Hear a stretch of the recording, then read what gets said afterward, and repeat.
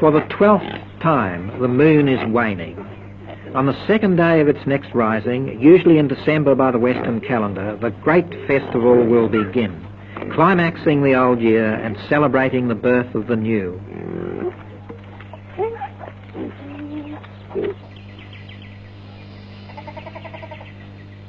The crops, too, must share in the festival.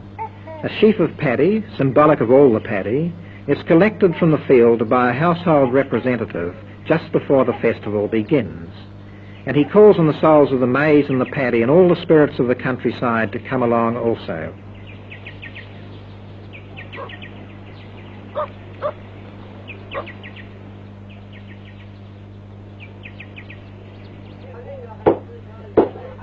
From glutinous rice and sugar, special festival cakes are made.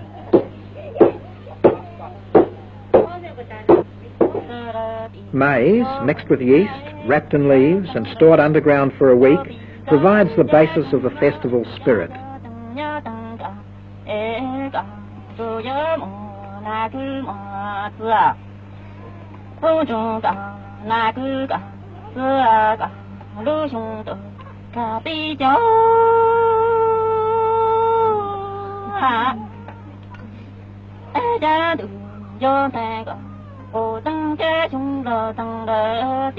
The cakes, wrapped in leaves, are baked and exchanged between friendly households.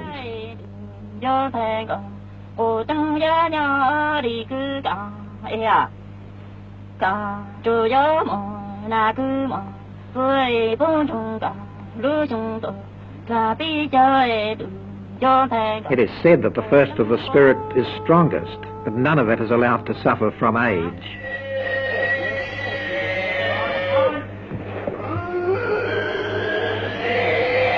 On the first morning of the festival, while final sacrifices are made to the house spirit, Eju completes her dressing. All the finery the unmarried girls have made throughout the year can now be displayed, proudly before fellow clansmen and alluring to boys of other clans and strangers who may come from afar.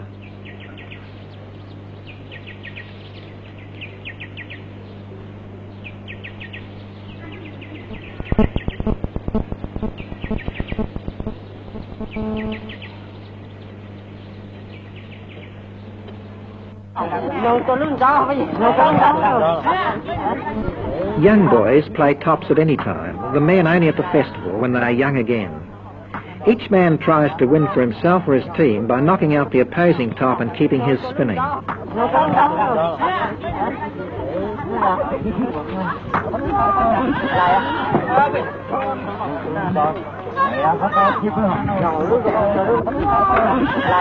Pie dresses with special care, twining in a switch made from hair preserved from earlier combings.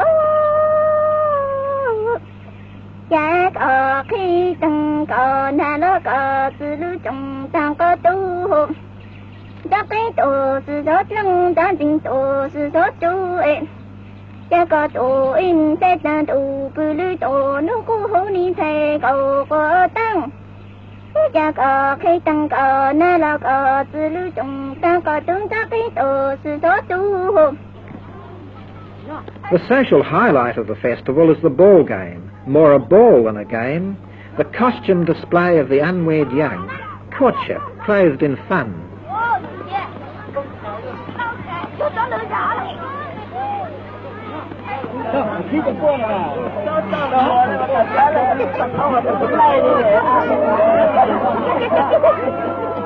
There are other games as well, but the abiding interest is in the ball game. On the first day, boys and girls play with one another more or less indiscriminately.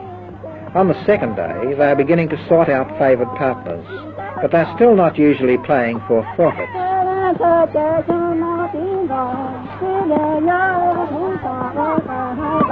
The younger married men of the village engage in sports not so obviously connected with the girls.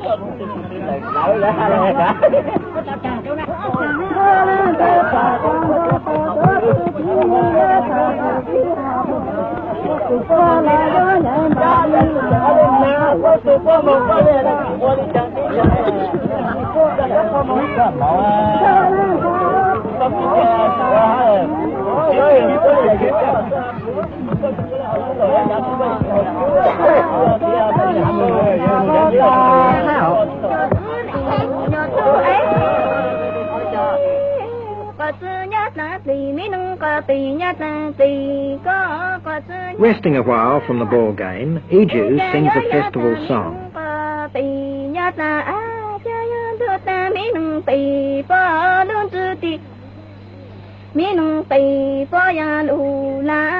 It tells of a girl who loved a boy and hoped to marry him, but on the festival day he saw another girl and deserted her. She asks him why. He says that she is too poor. Her family cannot afford plates and must eat off leaves. The new girl is beautiful and rich. The forsaken girl returns to her family, telling them that the boy does not wish to marry her because of their poverty.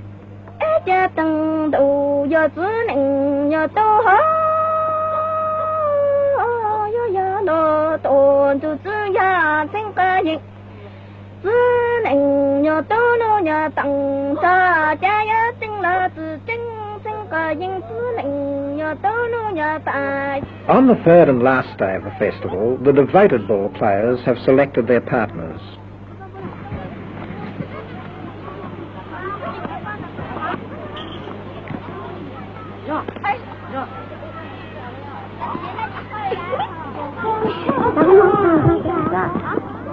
If a player can reach the ball with only one hand, a miss does not matter. But if a fair throw is missed, a forfeit must be paid.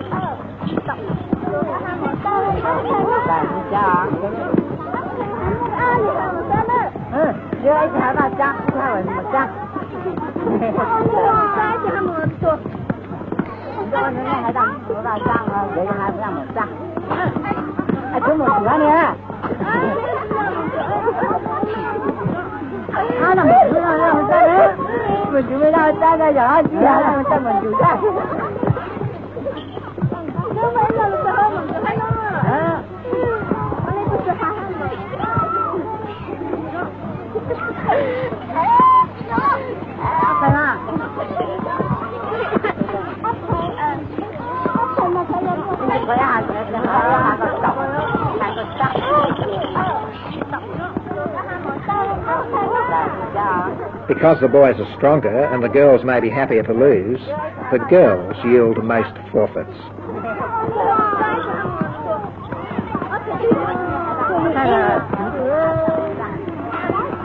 In the evening, when the game is over, the boys may approach the girls' houses, softly play the Jew's harp with its messages of love, and invite the girls to recover their forfeits.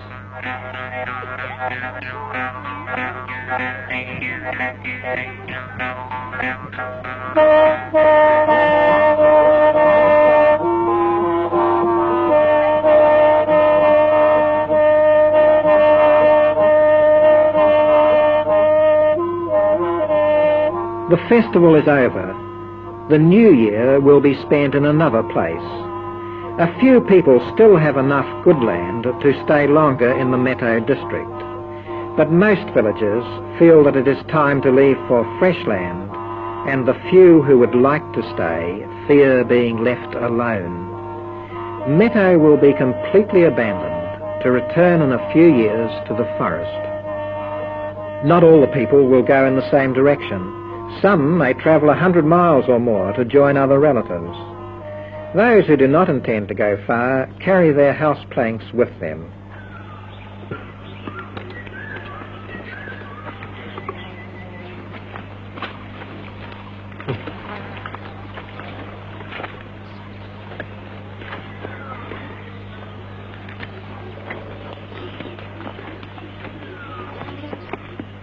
So, every 15 years, or 10, or even 5, the Meow people move on.